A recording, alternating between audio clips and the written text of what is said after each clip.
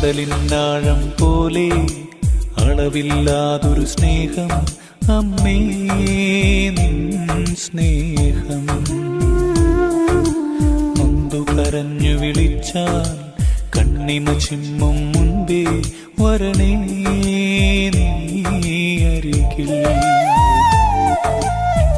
നീയല്ലാതൊരു ആശ്രയമില്ലേ മാതാവേ, വഴി കാട്ടുകയില്ലേ. ഇരുളാണെന്നും ചതിയാണെന്നും നിഴലായി നിത്യം തുണവരൂ.